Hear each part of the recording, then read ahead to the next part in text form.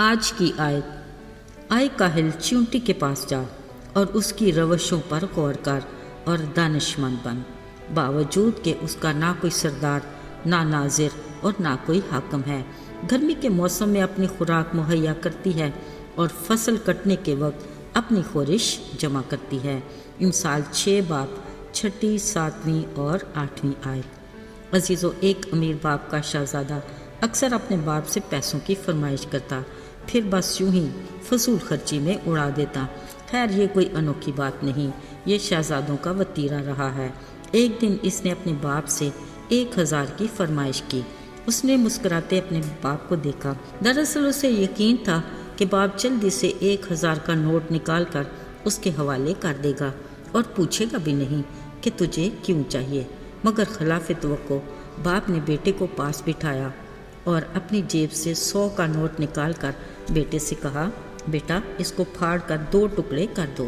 بیٹے نے جلدی سے نوٹ پکڑ کر 2 ٹکڑے کر دیے۔ اسی طرح انہوں نے دوسرا نوٹ نکال کر اس کو ویسا ہی کرنے کے لیے کہا۔ اس نے وہ بھی فوراً سے کر دیا۔ سوچا یہ کوئی کھیل ہی تو ہے۔ پھر اس نے تیسرے نوٹ کا بھی وہی حشر کیا جو اس نے پہلے 2 کا کیا تھا۔ ایسا کرتے بڑے ہی معنی خیز انداز میں باپ کو بھی دیکھتا رہا۔ باپ نے کہا، بیٹا تم نے 1000 مانگا ہے نا، میں تمہیں 2000 دوں گا، پر پہلے تمہیں میرا ایک کام کرنا پڑے گا۔ بیٹا خوشی سے بولا، جلدی بتائیے ابا جان، کیا کام ہے؟ باپ نے کہا، بیٹا کل صبح تم نے گھر سے نکلنا ہے اور شام تک 100 روپیہ کما کر لانا ہے، پر شرط یہ ہے کہ تمہیں خود یہ کام کرنا ہے، کسی دوست کی مدد نہیں لینی۔ عزیزو، بیٹے نے 2000 کے بدلے میں یہ شرط منظور کر لی۔ اگلی صبح گھر سے نکلا، ادھر ادھر دیکھا، سامنے ایک چائے والے کی چھوٹی سی شاپ تھی۔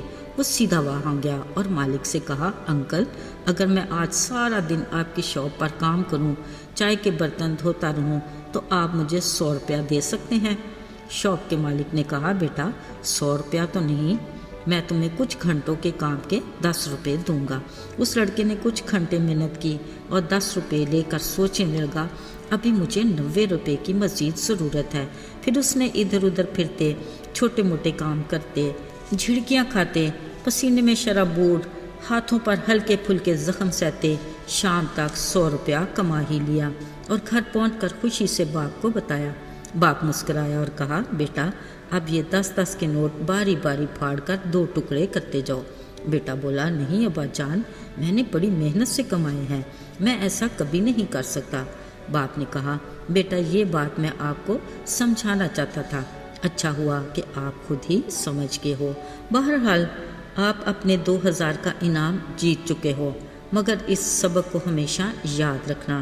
عزیزو، باپ نے بڑی عقل مندی سے اپنے بیٹے کو محنت میں عظمت اور پیسے کی قدر کرنا سکھایا، جو یقیناً بچے کو ساری عمر یاد رہے گا۔ عزیزو، عین اسی طرح ہمارا آسمانی باپ ہمیں دانش مند بننے کا درس دیتا ہے۔ فرمایا، تو اپنی ہی نگاہ میں دانش مند نہ بن، خداوند سے ڈر اور بدی سے کنارہ کر۔ اس کے لیے ہمیں بھی کچھ کام کرنا ہے۔ سلیمان بادشاہ کی حکمت کی کتاب میں لکھا ہے، آئے کاہل چیونٹی کے پاس جا اور اس کی روشوں پر غور کر اور دانش مند بن، باوجود اس کے نہ کوئی اس کا سردار اور نہ ناظر نہ حاکم ہے۔ گرمی کے موسم میں اپنی خوراک مہیا کرتی ہے اور فصل کٹنے کے وقت اپنی خورش جمع کرتی ہے۔ میرے عزیزو، ہمارا خالق خدا ایک منظم خدا ہے، جس نے بڑی حکمت سے کائنات کو بنایا اور دانش مندی سے ہر شے کو مرتب کیا۔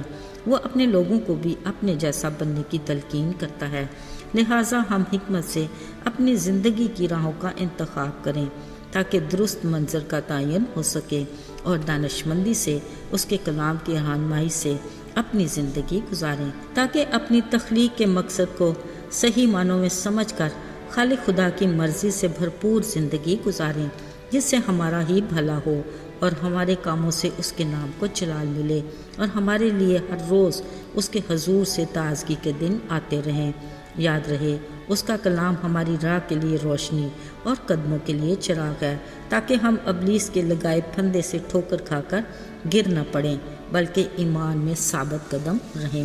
عزیزو، شاید چیونٹی خالق خدا کی سب سے چھوٹی معمولی سی تخلیق ہے، مگر ہم ذی شعور کو محنت، ہمت اور دانشمندی کا درس سکھانے کے لیے خوب ہے۔ اس کو کوئی گائیڈ کرنے والا نہیں، پھر بھی وہ منظم زندگی گزارتی ہے۔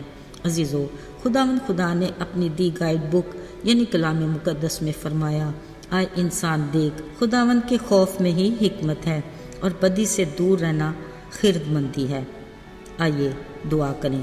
آئے ہمارے آسمانی باپ، تو عظیم خدا ہے، تجھ میں سب حکمت کے خزانے پوشیدہ ہیں۔ تیرے شکر گزار ہیں کہ تو نے اپنے کلام کے ذریعے ہماری رہنمائی کی اور کہا جو کچھ اس میں لکھا ہے ان سب پر احتیاط کر کے عمل کر، اور ہمیں زندگی میں کامیابی اور اقبال مند ہونے کے اصولوں سے آگاہ کیا۔ ہمیں آج بھی اور کل بھی بلکہ ہر قدم پر تیری ضرورت ہے۔ یسوع کے فتح مند اور قادر نام میں مانگتے ہیں، آمین۔